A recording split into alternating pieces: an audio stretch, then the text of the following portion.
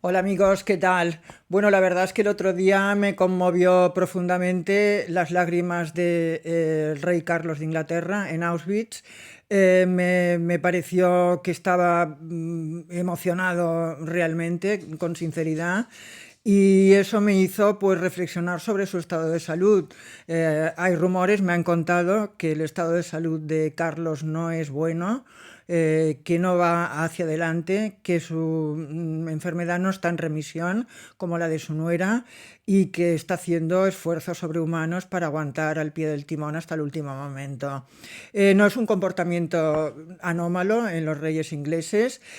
Su madre, la reina Isabel, se murió a los 96 años. En su certificado médico puso que había muerto old age, es decir, de vejez, y eso nos lo hemos creído durante mucho tiempo, nos parecía natural, pero han tenido que salir las memorias de Boris Johnson, del que fue su primer ministro, y también de un íntimo amigo del duque de Edimburgo, en las que contaba que lo que le pasaba a la reina Isabel es que tenía un cáncer de médula ósea desde hacía 2 años, que sus 2 últimos años de vida habían sido un auténtico infierno. El cáncer de médula ósea se llama mielosis, es un cáncer muy raro, muy doloroso, sobre todo en la parte baja de la espalda y en la pelvis. No podía mantenerse en ninguna postura durante más de 2 minutos. Estaba casi ciega, le había afectado la vista, tenía que llevar guantes porque tenía las manos moradas de todos los goteros y de las inyecciones que le daban.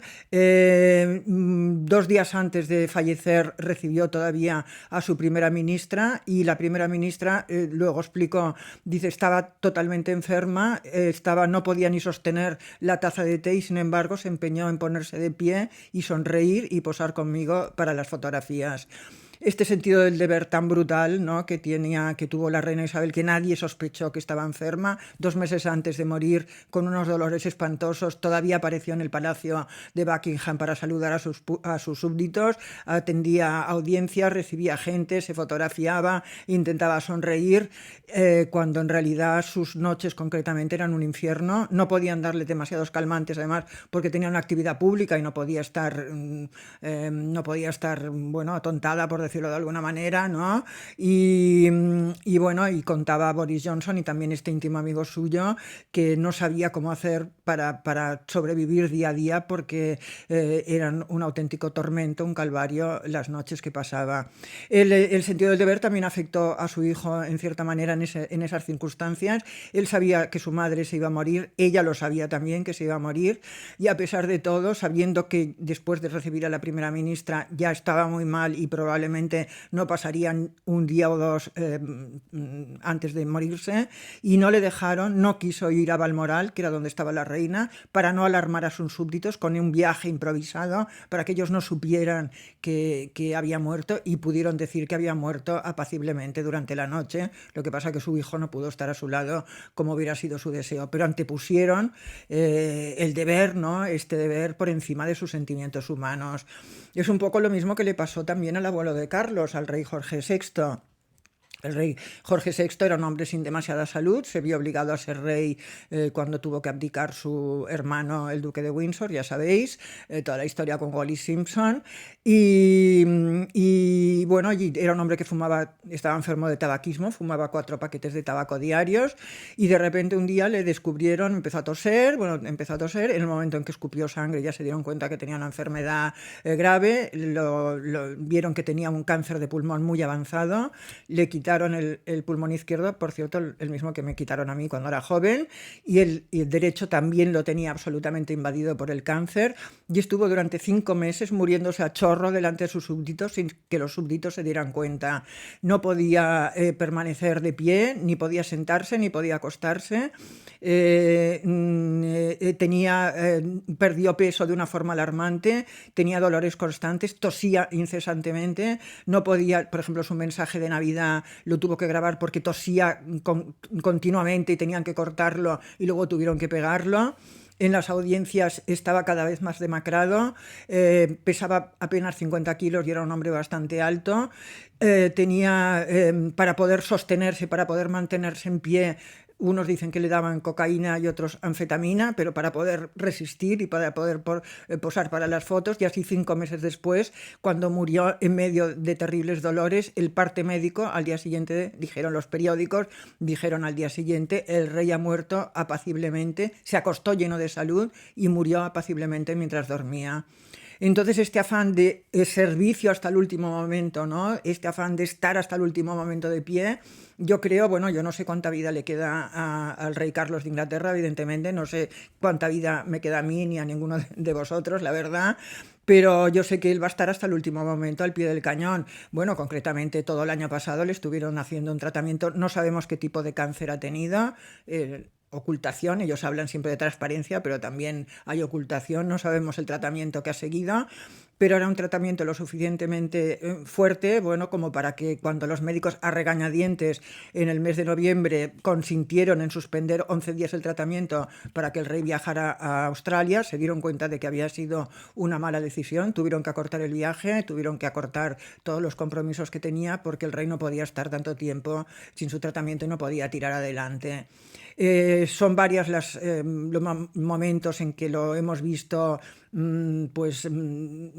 vacilar. Hace poco le preguntaron, en un acto le preguntaron cómo está, cómo se encuentra, y él así contestó con bastante amargura, sigo vivo. En el mes de octubre, concretamente, como la monarquía inglesa lo tiene todo estudiado, en el mes de octubre, que estaba un poco mejor en otoño, se hizo toda una sesión de fotografías con distintos atuendos, en distintos momentos, con distintas actitudes, una sesión varios días de fotografías para tener material de archivo, y concretamente ahora en un evento literario de un poeta escocés, sacaron una foto de él uniéndose a este evento literario con una fotografía con falda escocesa que se había hecho en esa sesión de fotos en el mes de octubre.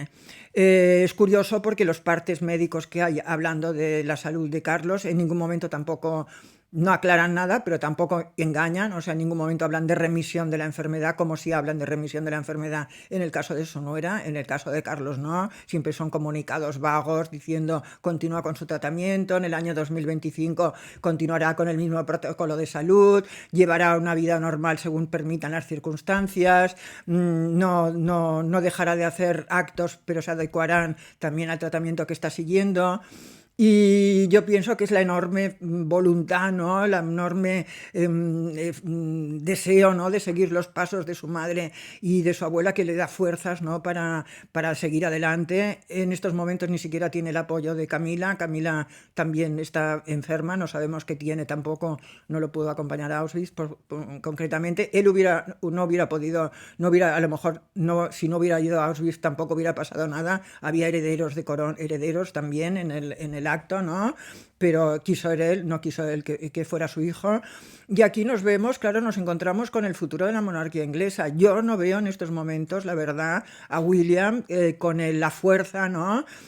Con las ganas de realmente de tirar adelante la corona, ¿no? En ningún momento veo ese espíritu de sacrificio tan grande, ¿no? que ha hecho Carlos, no lo he visto, no lo veo.